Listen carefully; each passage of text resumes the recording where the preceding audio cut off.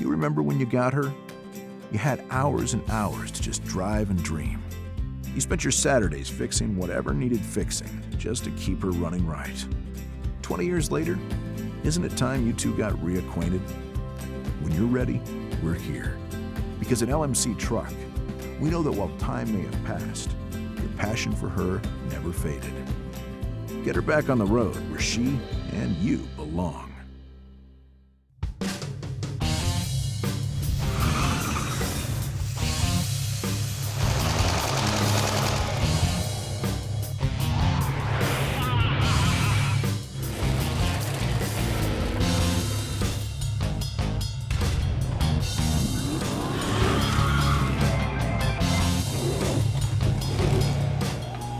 Now you're watching Gearz, brought to you by LMC Truck. Keep them on the road. Hey, welcome to Gearz. You know, a few weeks ago, we rolled in a 1972 Buick Riviera and did a top-end rebuild on the engine using performance parts from TA Performance, Edelbrock, and MSD.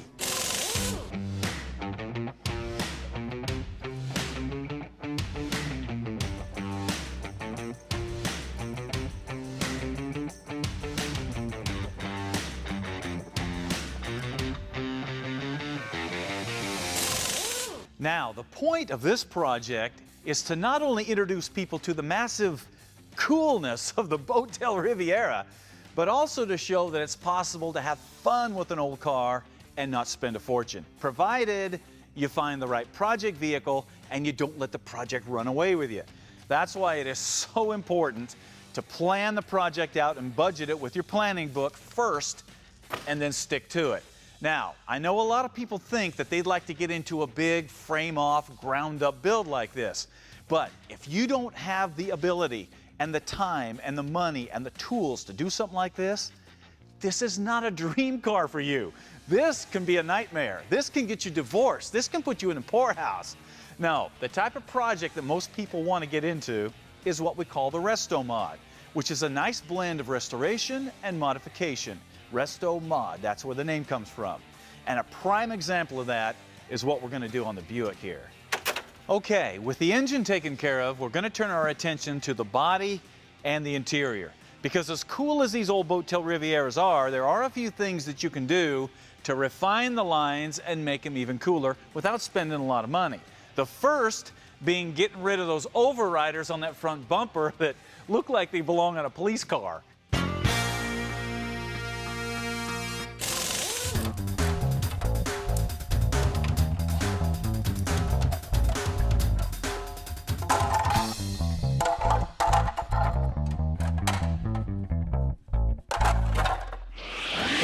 Wow, what a difference that simple modification made, and it didn't cost us anything. Now, another thing that can help almost any car is tweaking the bumpers a little bit. For example, in '72, Buick added this rubber piece to the bumper, and it doesn't look very good. So it would be a simple matter to take the bumper off, take off that trim, and weld up the holes. This would smooth the bumper down. Now, another thing that's always a plus on a car is to tuck the bumpers a little bit. If you look down the side here by the headlights, you notice there's a gap that's a little wide. So this bumper could be brought back about a ½ inch. It would really clean up the front of this. And that's usually just a matter of modifying the bumper brackets so the bumper mounts closer to the body. And obviously, the rear bumper can benefit from these same modifications. Now, original grills can be a little bit of a challenge on a Riviera because nobody makes a factory original style replacement. But if yours is busted up, you do have an option here. Because Original Parts Group has got this really cool billet aluminum grill that's bent and shaped to go right in place of your original grill. It looks kind of like a '71 grill and looks really nice if you smooth your bumpers down. Another thing that kind of clutters up the lines of the Boattail is this big long piece of trim that Buick put on this thing. As you can see, it makes a big kick up right here and just makes the tail of this thing look huge. Which it is, but that trim makes it even worse. And anytime you got a butt this big, you don't want to do anything to make it look any bigger. So we're going to get rid of that trim and what's left of the vinyl top, because these cars look better as a hard top.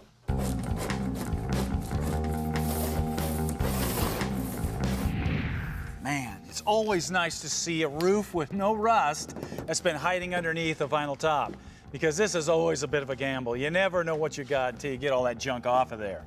Now, moving inside, most people's focus will be on restoration as opposed to modification, especially if you have something unique like a Riviera. Most people want to experience it like they built them.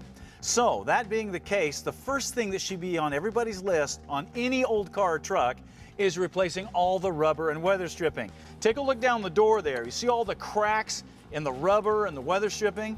That stuff is shot. It all needs to be replaced. So, we made a quick call to Steel Rubber and got replacement weather stripping for the doors, the hood, the trunk, the windows, everything. Now, a suggestion on your weather stripping. If you're not going to paint the vehicle, go ahead and put your new rubber on. If you are going to paint the vehicle, don't put the new weather stripping on yet. Instead, go ahead and strip the car out, take the rubber off, paint the car, and then put the new weather stripping on. This way you don't have to tape around new weather stripping and the paint goes all the way up underneath like it should.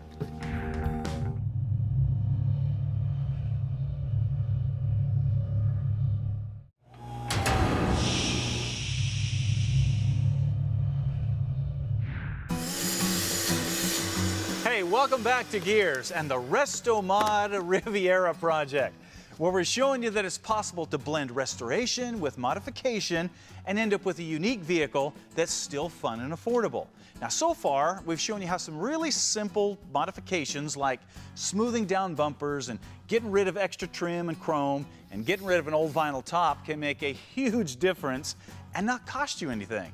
Now we're going to dig into the interior, which is going to cost you something. Come on. Okay, the first thing you need to do is assess what you've got. And as you can see, our dash and our headliner are perfect. So are most of our interior panels, so we're all good on that. What we are going to need, obviously, is some seat upholstery, some new carpet, some sound deadener, some trim pieces for the dash, some of the interior light lenses, some pieces on the doors. I've got a window here that's not working, that kind of stuff. Which means we're going to need some original parts. And on a Buick, a good place to go for that is Original Parts Group, or OPG for short. Let's take a look. The carpet is a factory replacement for the 72 Riviera, which means it's the front section and the rear section, and if you'll notice, it's all contoured and ready to drop right in place. Once we get it nice and warm, get those wrinkles worked out of it. Also notice that it comes with a factory jute style padding for sound deadening. Now, of course, that's not enough sound deadening, so we also picked up this sound deadening, which is a peel and stick style that goes right down on the floor pan, and this does wonders, knocking the sound down in your car. Now, you might be wondering why we're going with a lighter carpet than the original dark carpet. That's because we want to lighten that floor up a little bit, and this is going to match our door panels better. Then, we got these floor mats from OPG that are darker that are going to match our dash. So we got a really cool color contrast going in there, which we did not have before. Now, one of the problem areas on Riviera are the armrests. They break down over time. So if yours are breaking down, OPG has some replacement panels that will bring them back to shape. Also, another problem area on the Riv are the rear wheel wells. They rust. So if you've got rust before or after your rear tires, OPG's got some metal replacement panels that you can weld in place and take care of that problem. Okay, the first step is to get those old seats and carpet out of there and see what kind of shape our floors are in. And you will get dirty on this ride. But I guarantee you're going to like it, because underneath the seats of an old car is like a time capsule of where it's been and what it's done. It's awesome. Unbolting the front seats are easy. It's usually just 4 bolts. However, removing the seats can be a little more of a challenge, because on Riviera, they're basically like wrestling a small couch.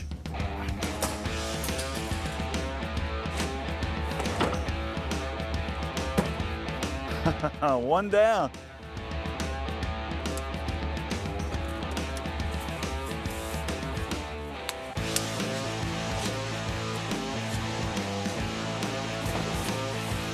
The back seat needs to come out too, and since most back seats have never been removed, keep an eye out for any paperwork or history of the car. Okay, the moment of truth. It's time to pull up the carpet and sound deadener. And just like the vinyl top, you never know what kind of shape the floor is in until you pull up the carpet and see. All right, let's see what's under the sound deadening. So we're going to keep our fingers crossed that the floor is as solid as the rest of the car. Fortunately, the floors turned out to be rust-free except for a few rust holes in the rear pans on the driver's side. Okay, now we come to that part of every project that we call the dilemma. That thing that you did not expect, like rusty floor pans in a vehicle that you know there are no replacement panels for. So what do? Well, I know you're going to be tempted to just cover that up with a piece of plywood, or just lay the carpet back down on there, or slather on a bunch of body filler or fiberglass or something and just cover it up. Don't do that. That needs to be fixed correctly before it gets any worse. So you're going to need to make some replacement panels and weld them in place. Now this is not that hard. As long as you have a welder and some basic body tools, you can do this. Now usually a replacement panel involves just making a replacement panel out of flat steel, then putting a bend or two in it, maybe a bead, and that's it. Where it gets more difficult is something like this, where you have a compound curve or a corner you have to do. If you don't have the proper body working tools to do this, that can be a little bit of a challenge. Here's a way to do it. Get a piece of cardboard and make a pattern like this. Notice that it's the shape of the floor pan, and then I put some pie cuts in these areas where it's going to need to fold together and shrink to make the corners and make the shape of the panel. Then slide the sheet metal panel in place. Take your body hammer and hammer it down until it shapes to the shape of the floor pan perfectly. Then come in and weld up your seams and then grind down the welds, and you will have a perfect replacement floor pan ready to be welded in place.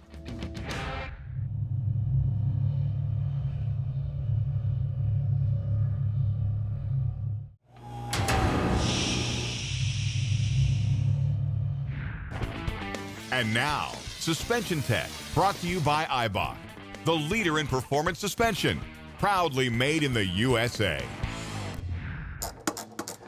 You know, one of the most popular things going on in the car world today is autocrosses and road courses, because everybody wants a car truck that's going to handle. But that also means that you need to understand how a suspension works so you can tweak on it and make it better. And the heart of every suspension is in the shocks and springs. So that's what we're going to jump into today. Okay, first let's clear up a few misconceptions that people may have about shock absorbers. They are not designed to control the ride height of the vehicle, in spite of what you may have seen your Uncle Eddie do with air shocks on the back of his old station wagon. No, the spring is what controls the ride height of the vehicle. Whether it's a coil spring, an airbag, or a leaf spring, they control the ride height of the vehicle, set it where it's supposed to be, and allow the wheels to move up and down when you hit a bump. The shock is what controls the rebound and the compression of the spring and keep it from bouncing up and down uncontrollably like a pogo stick. So obviously the less the spring moves, the tighter and firmer the suspension feels. Now on most vehicles, the spring and the shock are separate. But on some vehicles, they put them together in what we call a coilover. This is a coil spring and a shock all in one compact package. Sometimes the coilover is really small with limited travel, and sometimes it's really big with a lot of travel, but the basic function is the same. So generally, a big luxury car like this is going to have a big, soft suspension. It's going to be really comfortable driving down the highway or on a bumpy surface, but it is going to be a white-knuckle ride if you start pushing this thing hard into the corners. On the other hand, a performance car will have a firmer, stiffer suspension that will be awesome on a road course, but it'll pretty much jar your teeth out when you hit potholes or railroad tracks. And most people want to build a vehicle that hits that sweet spot somewhere in the middle. To do this, the first step is to choose a spring that has the load capacity to support your vehicle. And there's a lot of companies out there like Eibach that have all kinds of options so you can literally dial in what you need based on the weight of the vehicle and the way you're going to drive it. Remember, too soft and the suspension moves too much. Too firm and the suspension doesn't move enough. With the springs decided, the next choice is the shocks.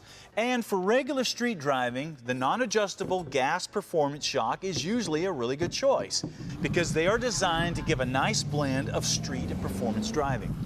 But if you're going to run a lot of road courses, a lot of autocrosses, you might want to step up to an adjustable shock so you can adjust the compression and the rebound to get the suspension to handle exactly how you want.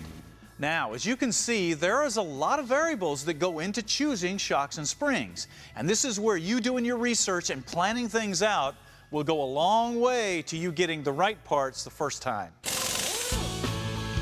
Now, Quick Tip. Brought to you by E3 Spark Plugs. Born to burn. Today's Quick Tip deals with the age-old question to replace or not to replace. Let's say you're working on your project and everything's going like it should. You're replacing the parts you planned on, you're taking care of your consumables like your belts and your hoses and stuff, and then you run into this. Obviously, a radiator that's bad and is leaking. You didn't plan on replacing it, so now what do? Do you replace it? Do you have it fixed, or do you just stuff it back in the car and forget about it? Well, there's only one answer to this. You need to replace it. And I say replace it as opposed to getting it fixed because there's a lot of companies out there like Frostbite now that have high quality radiators that are direct fit, and they're only a few $100. Man, you're gonna spend that just getting this fixed, and then you have a 1972 radiator all over again. Now, this only applies to parts that are obviously bad.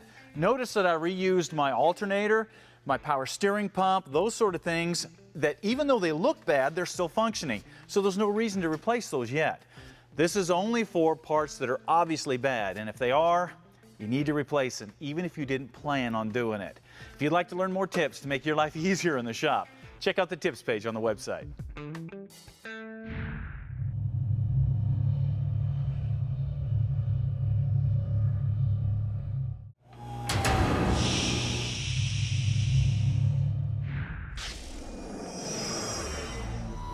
And now, Parts Bin. When you go to mount an LS engine in your project, eventually you're going to have to think about accessories because the original accessories are a little bit ugly and cumbersome. Well, Holley decided to do something about that and came out with this mid-mount accessory drive system. Now you got to check this out. Notice that all of the accessories are mounted to the water pump permanently. There's no spacers here. There's no adapters. It all just bolts together. So it's super compact and super tight. Now let's see what we got here. We have an LT1 style 150 amp alternator.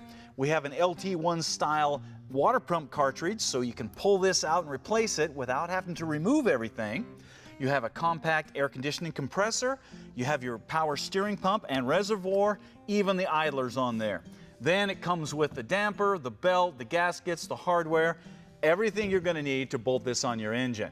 Now, the best part is this is compatible with all aftermarket and OEM throttle bodies, and it'll fit any LS engine unless you got a supercharger or a dry sump system.